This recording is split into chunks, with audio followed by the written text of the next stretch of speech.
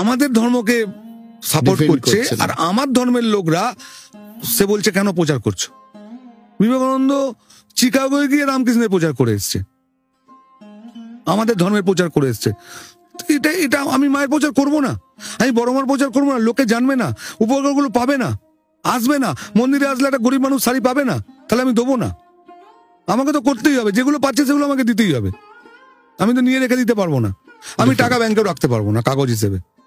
আমি খরচা, আমি জানি আমি যদি 10 টাকা খরচা করি, বড় মা তার বক্সে 1 লাখ টাকা দিয়ে দেবে। একদমই তাই। আমি যদি রেখে দিই কেউ দেবে না, খরচা না করি।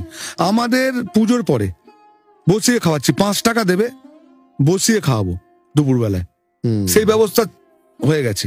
মন্দিরের লিফট হয়েছে, শুধু ওপর থেকে নিচে ভোগ নামবে। হ্যাঁ, এবারে আপনি যেটা বলেছিলেন আরো কিছু আমাদের আছে যে বিসর্জন, হ্যাঁ এটা খুব ভাইটাল, এটা বলা উচিত আমার আপনাদের এখানে। দেখুন, আমাদের নৈহাটিতে বড়মার পুজো শুরু হবে, সব পুজো শুরু হবে কিন্তু, আচ্ছা এটা নিয়ম। আমাদের পুজো ঠাকুরমশাই বসে আরম্ভ করবে, যত বড় বড় পুজো আছে পুজো, এবং ভাসানো, আমরা যদি ভাসান না দিই কেউ ভাসান দেবে না। এরকম নিয়ে অনেক ঝামেলা আগে আগে হয়েছে। বড়মা ভাসান দেবো তবেই সব ভাসান, এই জন্য 2 দিন 3 দিন 4 দিন বড়মা ভাসান যায়নি, আমরাও ভাসান দেবো না, এরকম অনেক। কিন্তু এখন অনেক সিস্টেমিক হয়েছে।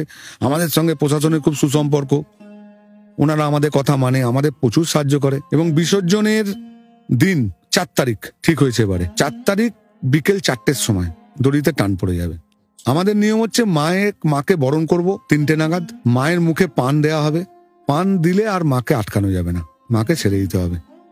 এবং ওইভাবে কয়েকশো লোক, 1000 লোকের ওপর লোক মাকে দড়ি ধরে টেনে নিয়ে যাবে, নিয়ে গিয়ে গঙ্গায় বিসর্জন। ওটাও দেখার মতন।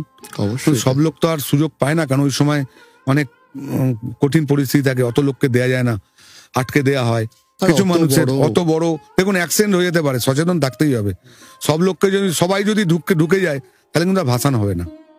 আর ওরকম লোহার চাকা দেওয়া কাঠামো কারো পায়ের ওপর দিয়ে চলে গেলে হয়েছে, এর আগেও গেছে অনেকবার, পা ভেঙে যাবে, পা ভেঙে আঙুল চলে গেছে, অনেকের অনেক ক্ষতি হয়েছে। মানে এটা শুধুমাত্র পুজো কমিটি হিসাবেই নেই, এখানে সামাজিক গোটা বছরের একটা উদ্যোগ, সারা বছর জীবে প্রেম করে যেজন সেবিছে ঈশ্বর। না, অসংখ্য ধন্যবাদ এতটা ব্যস্ততার মধ্যে আমাদেরকে সময় দেওয়ার জন্য। আপনারা ডেফিনেটলি বহু মানুষ আসবেন, তারা নিশ্চয়ই তাপসবাবুর থেকে আপনারা গাইড পেয়ে গেলেন যে কিভাবে আসবেন না আসবেন।